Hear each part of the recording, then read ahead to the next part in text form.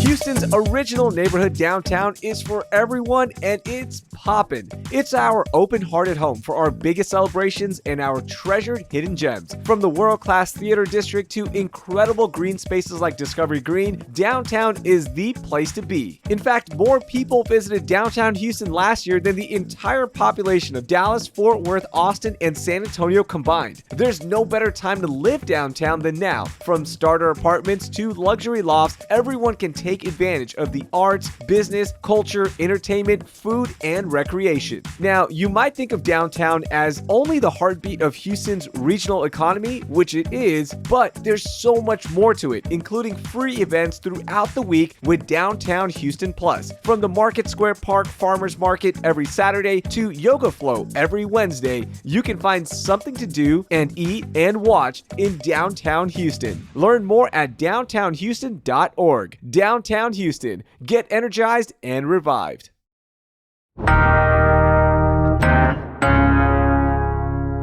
Today on CityCast Houston, an HPD officer is back on duty after being involved in his fourth deadly shooting. We're finding out why. Plus, could last year's historically hot summer be the new norm? And this grocery chain just unseated H-E-B as the top dog in Houston. Axios reporter Jay Jordan and Pulitzer Prize finalist Evan Mintz join me to recap the news from the week. It's Friday, April 26th. I'm Raheel Ramzanali, and here's what Houston's talking about. Jay, Evan, good morning. How's everybody doing? Great. Terrific. I'm doing great. How are you doing? I'm doing great. So I want to start with a quick update on something I posted on the CityCast Houston Instagram, and it was a reel about the new Houston Texans jersey. It caught fire. It has over 150,000 views, and it was about the Houston Oilers colors, right? The Texans released new jerseys. The city edition has a color called H-Town Blue, which, look, it looks like the Oilers colors. And I know the Texans went on a PR spin saying it's all about Houston and it was inspired by the city's history. The color's the color, okay? But I just wanted to get y'all's thoughts on this because I have to update my thoughts a little bit. One thing I didn't consider was that the McNairs were being petty and they were taking a shot at the Houston Oilers / Tennessee Titans. So I like that. And even Hannah McNair admitted that in an interview with Sports Radio 610 that, yeah, they're being a little petty. It's okay. You know what? That's our color. So I wanted to update my thoughts. I kind of like the pettiness, but would love to get y'all's thoughts on this. Evan?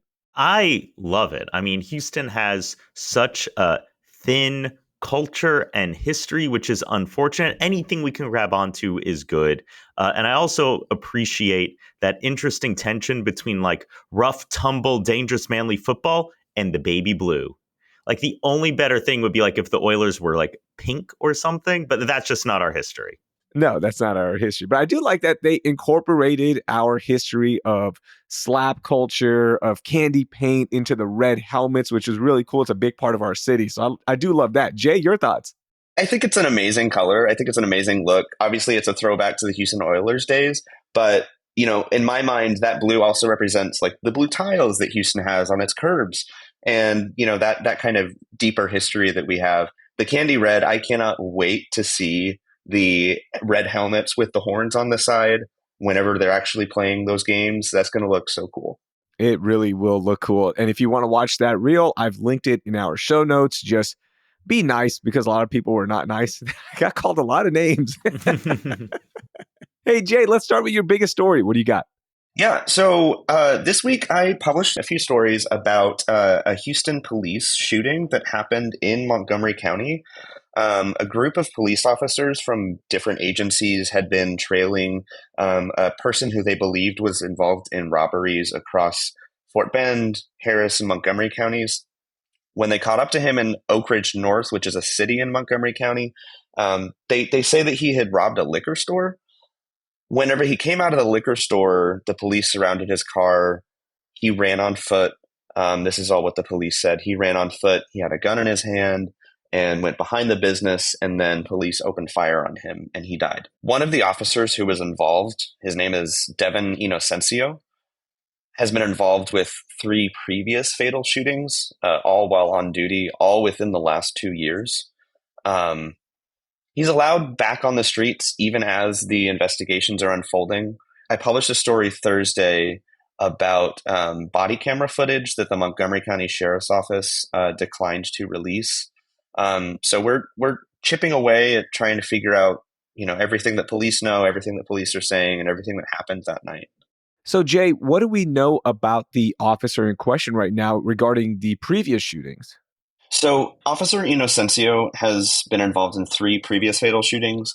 The first one that he was involved with was in 2022, when he and a group of officers from the North Belt Division Crime Suppression Team opened fire on a man named Sharian Lockett, who had been accused of aggravated robbery. The family has later said that the person who accused him of aggravated robbery was a former high school acquaintance who held a grudge. So that's kind of the situation. After the shooting, family members sued Inocencio and the 3 other officers who opened fire for civil rights violations. The officers tried to claim qualified immunity in court, which is a legal protection for police officers. And 2 judges denied their claim for qualified immunity, meaning that the case can go forward if they're found liable for their actions in a civil court. That means that they will be able to be held liable without qualified immunity. A grand jury, however, declined to indict Inocencio and those 3 officers in that shooting. In the following 2 shootings that happened less than a year apart later, a grand jury has also declined to indict. So police are saying that these were justified shootings. Grand juries did not press criminal charges against the officers, but 4 shootings in 2 years, at the very least, raises some eyebrows. Absolutely. Evan, your thoughts? My thoughts are I'm reminded of a study out of NYU's Public Safety Lab that found that a very small number of law enforcement officers are responsible for a disproportionate number of misconduct complaints. And you combine that study with another one that found that peer misconduct led to misconduct by other officers. Basically, poor behavior spreads like a virus throughout departments. We hold police officers responsible for maintaining peace and safety. We put them in this very important position. They have critical jobs and they need to be held to high standards. And when we find officers that make you raise your eyebrow and wonder, are these really the right people you want on the front lines? We need to be able to have a conversation and say, maybe this person shouldn't be a police officer. The Houston Police Officers Union president, Doug Griffith, told me that Inocencio was a part of this tactical unit, which targets violent criminals. And Griffith is saying that when you have officers who are in these tactical units who target violent offenders, they're going to be involved in more shootings. And that is, the police union's president. That's his stance. And, we'll see how the investigation unfolds. Yeah, and if you want to read Jay's entire investigation into what's happening right now, I've linked it in our show notes. It is a really thorough read, so make sure you check it out if you are interested about this story a little bit more. Evan, let's get to your biggest story. My biggest story is that it's election season. Now, I know y'all covered it earlier this week, but I think it's so important we need to talk about it again, particularly because this is a low turnout election. We're talking like 2-3%, because the only things on the ballot are some like weird local races for school boards, the race to replace Senator Whitmire, that's Molly Cook versus State Rep Jarvis Johnson, and the first ever election to the assessor board, the people who decide what your property is worth for property tax reasons. Now, this election for assessor is only applying to the 50 biggest counties in Texas. And many of those counties have canceled their elections because not enough people filed to run for the seats. For example, in Galveston County, they only had 1 person file for each of the 3 seats, so they don't need an election. But here in Harris County, we have some contested elections, and I personally am paying attention to Austin Pooley, who is running on a Georgia-style land tax platform. The idea is that you should tax land more than the improvements you build upon it, so as to incentivize development. You go around, say, Midtown, downtown, you see a lot of open lots. Why aren't they building there? Well, you build anything, it's going to jack up the taxes. So we don't want people to just own property and let it lie fallow. We want to incentivize development for business, residences, whatever. And for the real history buffs, this was the platform of Houston's first Hispanic mayor, Joseph J. Pastoriza, who was in office for only a few months in 1917 before he died. But I've got to say, in memory of Mayor JJ, go and vote. Early voting runs through April 30th, and Election Day is Saturday, May 4th. Yep, make sure you get out there and research a little bit more, learn about what is happening. I know we kind of just mentioned it almost as a public service announcement, so nice to hear from you to give us a little bit more of a thorough breakdown. And again, every election matters, so make sure you go vote. All right, I'm going to get to my biggest story of the week, and this is more of a story of the upcoming few months. And I know it's nice outside right now, but according to new data from the National Oceanic and Atmospheric Administration Climate Prediction Center, it shows that we are leaning towards another hotter than normal temperature summer between May and July. So get ready. And the reason this is happening is because we're in an El Nino pattern, but that is going to transition into a more neutral and sometimes drier La Nina pattern by June and August. So it is going to get hot. And if you thought last summer was like, oh man, that was just a one-off, I feel like this is the new normal. And in fact, in the Cron.com story that I read, Ariana Garcia says that the recent NOAA maps align with findings from a recently released study from John Nielsen Gammon, a Texas State climatologist at Texas A&M. And they were forecasting more severely hot temperatures, heightened wildfire risk, and worsening drought conditions in the state over the next 12 years. They also found that 100-degree days will be about 4 times as common by 2036. So this is going to be our new normal, guys. Just get ready and buckle up because it's not going to be a cooler summer. It's going to be a lot like last year. You know, it may feel like the hottest summer so far, but looking backwards, it's going to be the coolest summer we remember. Yeah, isn't that scary, Jay? That is very scary. Last summer was a little brutal. I remember back in 2011, 2012, I was working as a delivery driver in high school, and I didn't have AC in my car, and I thought that that was as bad as it was going to get. And I'll tell you, last year was a little worse than that. And so we'll see what's in store for this year. I think all Houstonians get a little bit of weather PTSD when they hear the following term, heat dome. Ew. I never want to hear that again. Gross. Just nasty.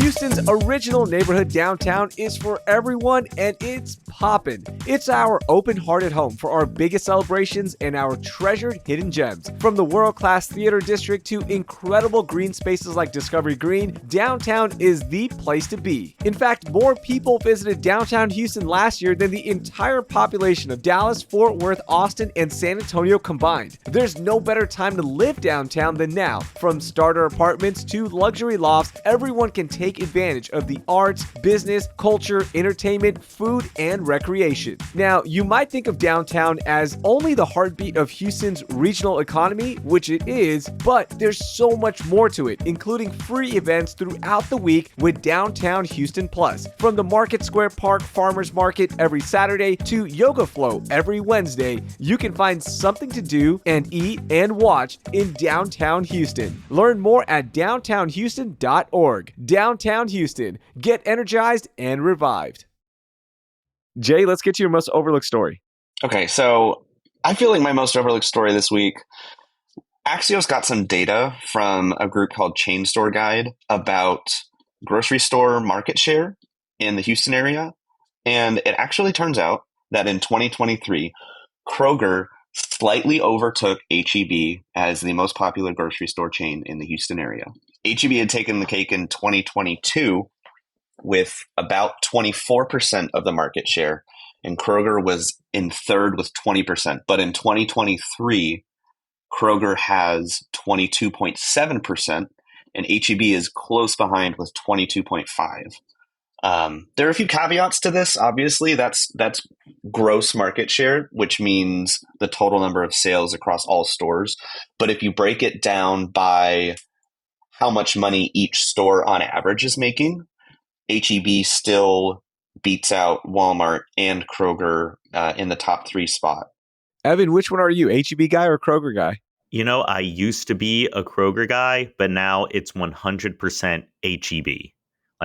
I will go out of my way to go to an HEB now. Nice. Why is that? It's just a more pleasant shopping experience. There's something about it. It feels a little bit calmer. It's a little bit more controlled. It's a little bit more familiar. I go into a Kroger and it's just too much sometimes. And it feels like that a lot of the branding feels uh, antiseptic. It feels, not familiar. I just don't enjoy it. And also, I will point out that the Meyerland HEB has all of the kosher for Passover foods I need. So this week I'm making a direct line out there. Nice. I go to both. Like I'm an HEB guy for the most part, but if I need to go to Kroger, it's not a big deal. It doesn't like ruin my day or anything. But HEB just has better products, right? Like whether it be their tortillas, whether it be their ice cream, HEB just has better stuff. And Mutopia milk, that's my all-time favorite. Shout out to Mutopia. 100% yes. That Mutopia is nectar from the gods. It's the best milk. The best chocolate milk you'll ever have. So I appreciate that. Jay, how about you? Are you an HEB guy or Kroger guy? When I was a kid here, I grew up going to Kroger. That's where my family went. As an adult, I am 100% on board with HEB.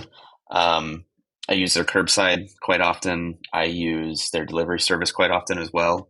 My only gripe with HEB is that they have not implemented Apple Pay or Tap to Pay with your card at checkout.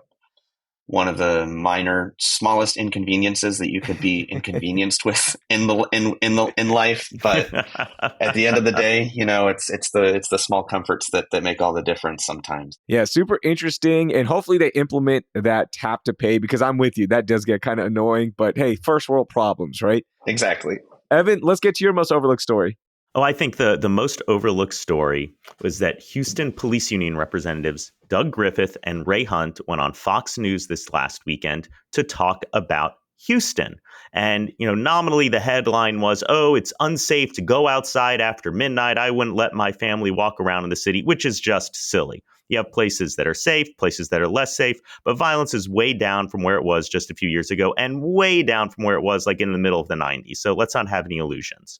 But the thing that went overlooked was them poking at the city for not fully funding more officers. They're saying there were thousands of officers short. The reason why we have this case backlog is because they don't have enough officers. And they were blaming city council and unsaid the mayor for not giving them the funds they need at a time when the mayor is giving $1 billion plus for the firefighters, eating up everything else in the budget. There isn't much room to expand police. And I've got to wonder, is this a shot across the bow at the mayor? The police union endorsed Sylvester Turner. The mayor right now is making some pot shots at Sylvester Turner. The union endorsed Whitmire too, but I'm curious to see how this turns out. All we heard from Mayor Whitmire was crime is important. We got to get those numbers down. It's all about that. And one way to do it would be more officers, right? So I'm surprised that there's this like little tension brewing here. Yeah, I mean, I'm waiting for Whitmire to deliver on the promise of more cops. He said he was going to integrate Metro Police into HPD. What happened to that? And if we spend all this money on firefighters, we're really not going to have any money left over for police officers.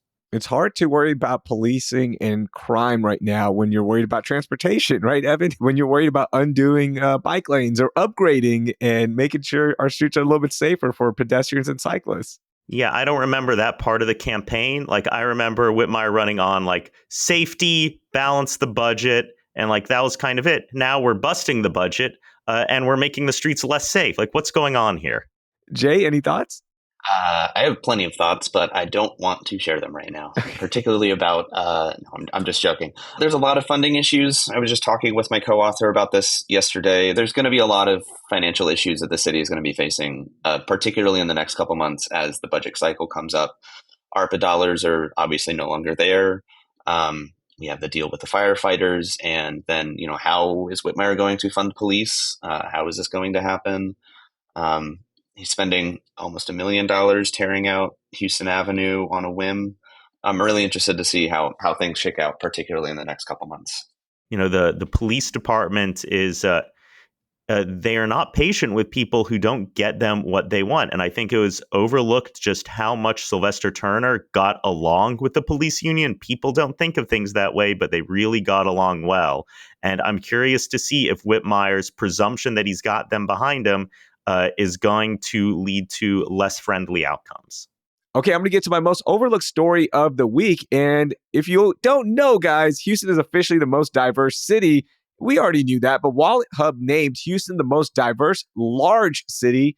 Once again, the city performed the best in two overall major categories for socioeconomic and cultural diversity, earning a respective rank of number 27 and number 31 out of 501 cities in the study. So we already know this. And also another great thing about Houston is the religious diversity. We were number 54 across all of the cities measured.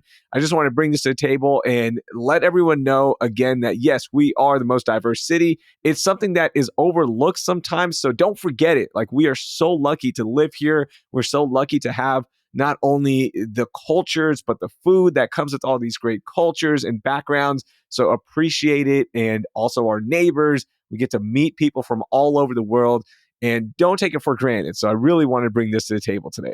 I mean, I'm glad to see that we still got it. This is who we are. We're Houston. It's seriously such an amazing place to be, and being able to experience so many different, global cultures. I have to shout out Street to Kitchen. I went there for the first time on Wednesday with some colleagues, and it was an amazing experience, and just goes to show how easy it is to access global cuisines, global cultures in the city of Houston. Absolutely. Oh, Street to Kitchen. So good. So good. Very spicy. Very good, though. Let's get to our moment of joy. Jay, kick it off. Alrighty. This is a bittersweet moment of joy. The Astros are not doing too well. And my moment of joy with that is that means that maybe tickets might be cheaper later this year, down the line. I don't know. We're still pretty expensive, I feel like. Middle of the road, as far as we know, as of last year for ticket prices and going to the games. But, the Astros aren't. We have a weekend stand with the Colorado Rockies, and we've lost 18 games so far this season and only won 7. We're really looking forward to seeing the Astros turn around, and that's where I'm at right now. Yeah, as soon as everyone is off the injured list, maybe things turn back around. In baseball, you can definitely make up a lot of ground, but they are digging a hole that might be too deep, unfortunately. And I said this when we were talking about the Astros before the season. It looked like it was time. No dynasty lasts forever in sports, and things were slowly catching up to them already. And I think everything is just going to hit the wall right now this year. So it might be tough to get out of this hole, but tickets are going to be cheap. So yeah, there's a little moment of joy right there. If you love baseball, it doesn't matter if you're winning or losing. You want to get to the game. Yeah, but we'd rather watch winning baseball because it is hard to watch right now. Evan, what's your moment of joy?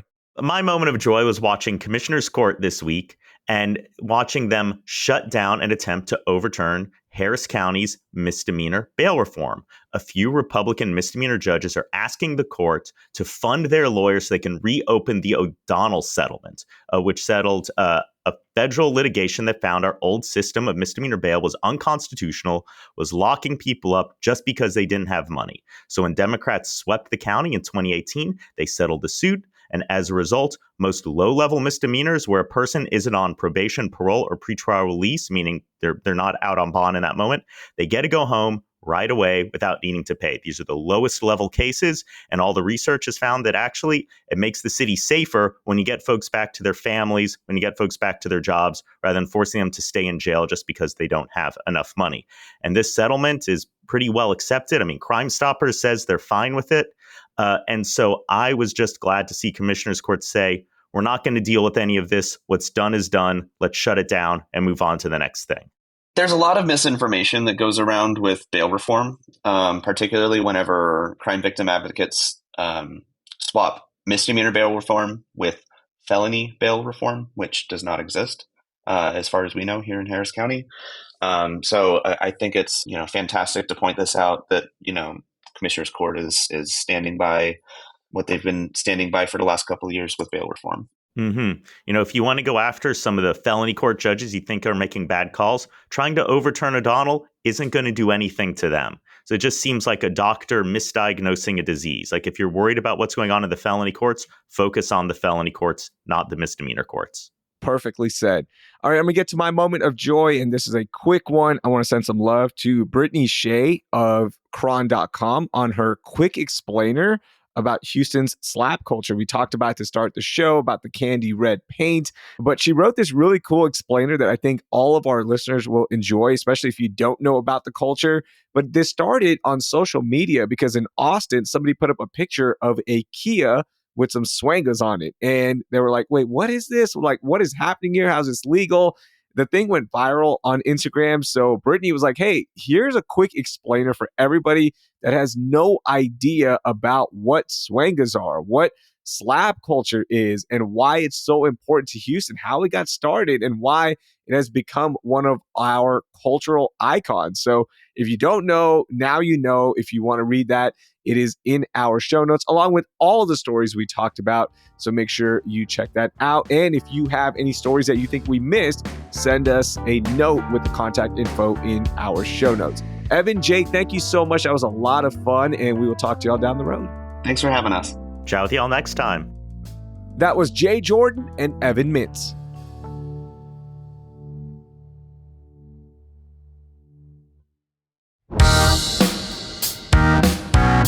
That will do it for this week here on CityCast Houston. Our producers are Carleon Jones and Joyce Tang. Our newsletter editors are Brooke Lewis and Natalie Rivera. And the host is me, Raheel Ramzanali. Our music is by the band All the Kimonos. We'll be back on Monday to answer this pressing question: is Houston safe?